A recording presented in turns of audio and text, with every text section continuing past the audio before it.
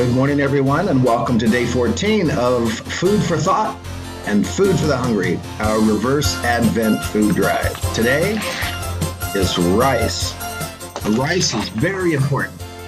It provides 20% of the world's dietary energy supply, so it is a staple.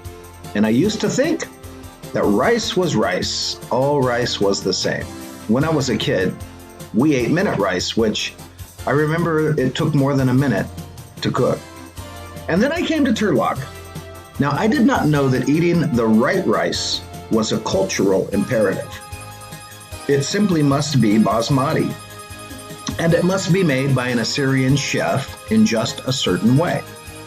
I was recently rinsing some basmati in the church kitchen, as I was taught to do, and a dear Assyrian lady looked over at me with a mixture of sympathy and displeasure and said, "We don't touch it with our hands when we rinse it." I went home and cried myself to sleep that night. You know, to the untrained palate, one rice is just like another, but to those whose rice recipes are generations old and who prepare their rice with the utmost care and respect, well, they know what the simple palate does not. You know, if the wise men who visited the Christ child were actually from Persia, those kings from the east, then the fourth gift they left the Holy Family after gold, frankincense, and myrrh was a 40-pound bag of long-grain basmati rice. It's pretty precious.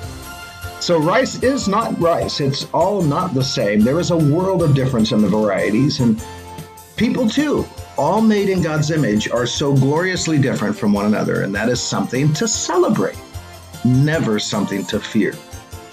As we celebrate the birth of Christ, let us be mindful that Christ celebrates the glorious diversity God created each of us with.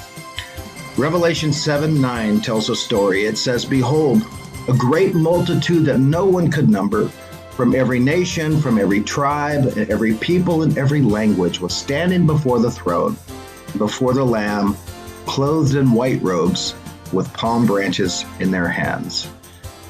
People from all places and all tribes and all tongues will worship God.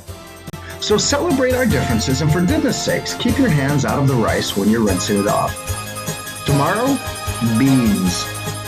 Have a wonderful day.